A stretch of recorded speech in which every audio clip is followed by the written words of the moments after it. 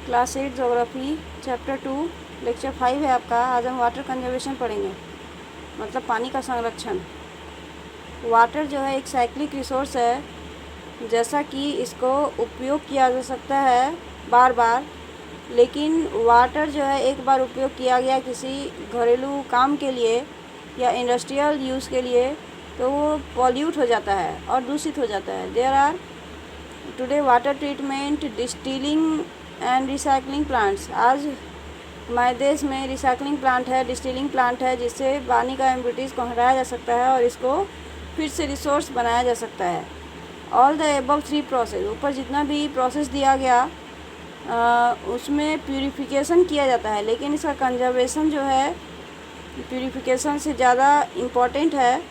It also means protection, इसका मतलब है प्रोटेक्शन, प्रिजर्वेशन और एफिशिएंट यूज़। प्रोटेक्शन मतलब सुरक्षा करना, प्रिजर्वेशन मतलब संरक्षित करना और एफिशिएंट यूटिलाइजेशन मतलब सही तरह सक्रिय रूप से उपयोग करना वाटर रिसोर्स का।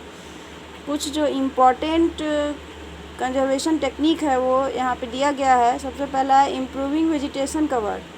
अगर हम पेड़ लगाते हैं और घास या झाड़ी लगाते हैं तो पानी, पृथ्वी का सरफेस का जो पानी है वो बह के नहीं जाता है, इससे अंडरग्राउंड वाटर जो है उसका लेवल बढ़ जाता है। दूसरा है प्रिवेंटिंग पॉल्यूशन, पानी को दूषित होने से हम लोग रोक सकते हैं जब हम इंडस्ट्रियल वेस्ट को उस पानी में नहीं जाने दें और ऑयल स्पिल्स ना हो, और वॉशिंग क्लीनिंग हम लोग नदी के किनारे या झरना में ना करें, तब हम पॉल्यूशन होने से रोक सकते हैं। उसके बाद है लेजिस्लेशन। इसमें पेस्टिसाइड्स का उपयोग जो हो रहा है खेती बाड़ी में उस पर रोक लगाना पड़ेगा, जो डेवलपिंग कंट्रीज़ में लगाया गया है और डेवलप्ड कंट्रीज़ के द्वारा भी डेवलपिंग कंट्रीज़ में लगाना पड़ेगा, जैसा कि डेवलप्ड कंट्रीज़ में लगाया गया है। उसके बाद है प्रिवेंटिंग वेस्ट, बर्बादी को रोकना। उसके बाद प्रिवेंटिंग सैलिनेशन, ज़्यादा नमकीन होना, इससे रोकना पड़ेगा। उसके बाद 6 नंबर है स्प्रिंकलर इरिगेशन, मतलब डायरेक्ट पंप से पानी पटाने के जगह पे हम लोग स्प्रिंकल मतलब छिड़काव कर सकते हैं पानी का। ये भी एक इफ़ेक्टिव तरीका है, क्योंकि इससे जो स्टैंडिंग क्रॉप्स है उसका धूल हट जाता है और वाटर लॉस भी कम होता है और इवेपोरेशन भी रुक जाता है।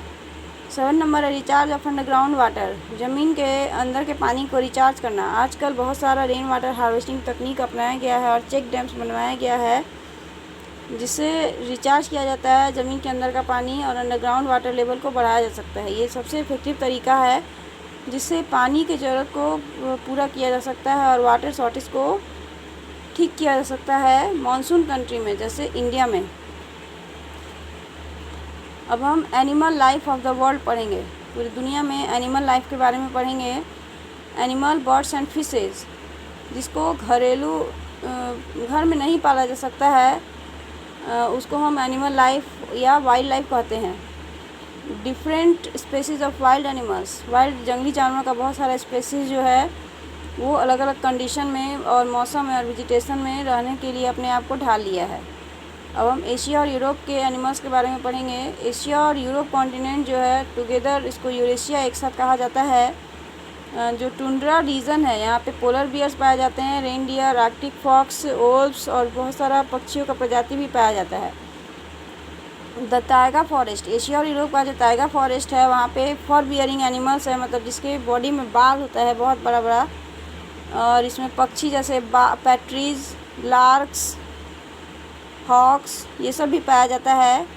और माउंटेन वुडलैंड्स में यूरोप के यहाँ पे जंगली बकरी और भेड़ और जंगली बिल्ली, जंगली भालू, स्नेक्स और भाइपर्स ये सब पाए जाते हैं। हॉर्सेस, गैजेल्स, एंटीलोप्स ये भी वेस्टर्न और सेंट्रल एशिया में पाया जाता है। हॉर्सेस और कैमल्स जो है ट्रॉपिकल और टेम्परेट डिजर्ट में, एशिया के टेम्परेट डिजर्ट में पाया जाता है। याक पाया जाता है आपका हिमालयन प्लेट्यू रीजन में, चाइना और लद्दाख के प्लेट्यू रीजन में।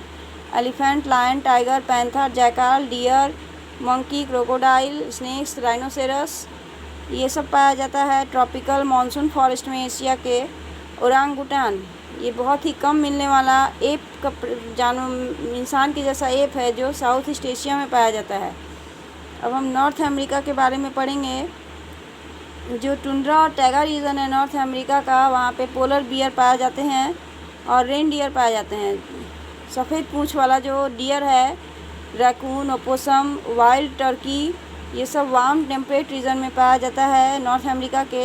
एलिगेटर्स और स्नेक्स ये सब मार्सेस और स्वाम्प्स में पाए जाते हैं, मतलब दलदल वाला एरिया में पाया जाता है।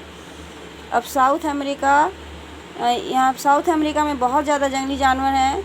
लगभग 2700 अलग अलग तरह के पक्षी और विचित्र तरह प्रजाति के बंदर, howler monkey, spider monkey, squirrel monkey, ये सब पाए जाते हैं यहाँ पे। अमेज़न फॉरेस्ट में रेप्टाइल्स में crocodile, large lizard, largest snake anaconda पाया जाता है। इन मैमल्स के अलावा anteater, armadillos, puma, jaguar, llama, alpaca, ये सब भी पाया जाता है। अब हम अफ्रीका के बारे में पढ़ेंगे। जो बड़ा कॉन्टिनेंट है अफ्रीका, यहाँ पे बहुत ज़्यादा जंगली जानवर है। Hippopotamus, elephant, monkeys, chimpanzee, gorilla, ये सब पाया जाता है अफ्रीका में। द सवाना रीजन में ग्रास ईटिंग एनिमल्स है, जैसे एंटीलोप, जिराफ, जेब्रा, एलिफेंट और राइनोसेरस, ये सब पाया जाता है। लायन, चीता, लियोपार्ड, ये सब भी पाया जाता है यहाँ पे। कैमल्स पाया जाता है सहारा डिज़र्ट में। लेकिन ostrich, large flightless bird, Kalahari desert में पाया जाता है। अब हम ऑस्ट्रेलिया के बारे में पढ़ेंगे। ऑस्ट्रेलिया का